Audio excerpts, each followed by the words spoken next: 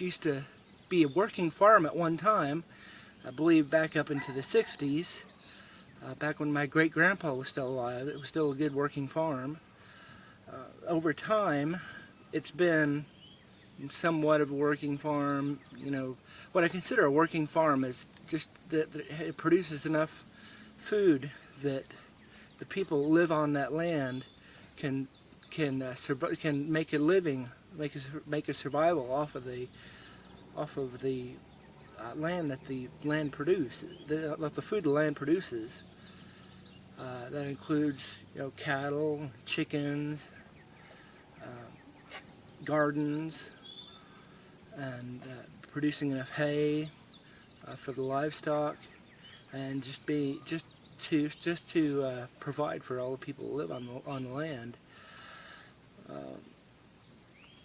And it was probably, you know, when my great-grandpa died, shortly before that it really became, you know, less of a working farm and more of a living farm, you know, with you know, smaller gardens, just to provide for some of the substance for the people that live there. When I was a child, we had a pretty big garden. We didn't can a whole lot. We froze. We had 2 freezers, and we froze a whole lot. We had apples, and we had corn and green beans, and squash, and tomatoes, and green peppers, and strawberries. All we grew on our farm, on the land that we lived on. But it was never enough to provide for even 50% of our living. We also cut wood off the land, and we heated with wood, but it never was enough. Even when my great-grandpa was my age, he was having to work a second job outside of the farm, going out down to town into Jeffersonville, I think it was New Albany, to make enough of a living, even though that they had their own strawberry farm here. This just wasn't enough. They couldn't make enough money off the strawberries and off the food that they made here, and so he had to go work somewhere else.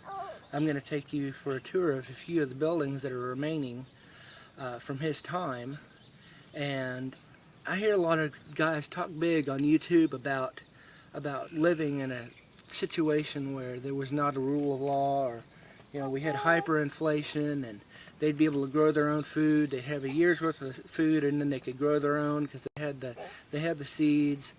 And I don't think that they really know what it really takes.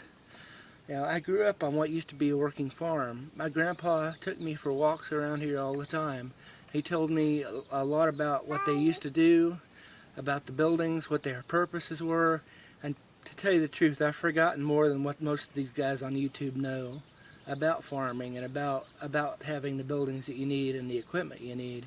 And I think that if you look around here, and I'll tell you a little bit about the different types of buildings and what we did here, you'll take a second look at what you need to do to prepare. Now this is a grapevine. It is producing, not nearly as well as it would have in my grandpa's time. When I was even up into my teenage years, in my early 20s, my grandpa would tend this vine. Now this, about 20 years ago, maybe even 30, was a working barn. It would take a lot to get it ready to hold livestock and to be able to bale hay up there again. Alright, right here, it's just one of the plots that's still left open that they used to farm. Across the road here is another one. Right here, there's a corn crib. Used to be. What you see here is a location of the old mill. They used to mill their own wood. Right here is one old building. Here's another one over here. One of them used to be a working chicken house. This building here used to house a working blacksmith. It's also where they used to work on their cars and repair all their tools. Here's the old farmhouse. 2-story.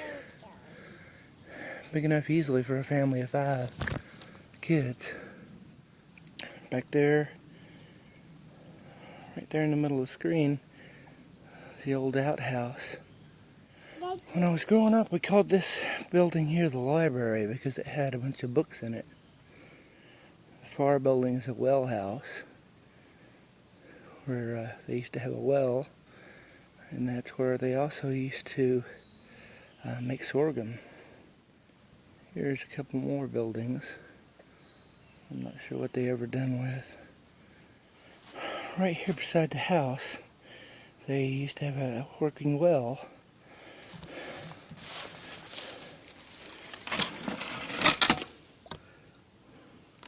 I don't know if you can see that down in there, but there's still water down in there.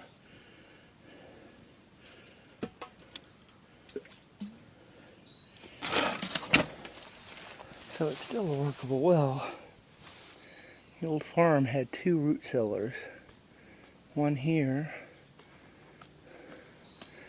and one across the way. We used this building to store wood. It's a pretty good sized building. We'd have to fill this thing up to have enough wood to go through the winter. And here's another building. Down along the way, there are pear trees.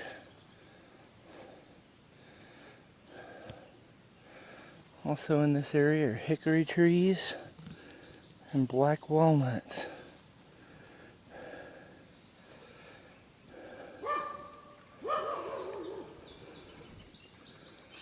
And over this way, there was once a working apple orchard. And in this area, there was also once a large grapevine. It's really a lot of work to be able to work a farm like this. And it's a lot of work to be able to put together enough food for your family to survive on.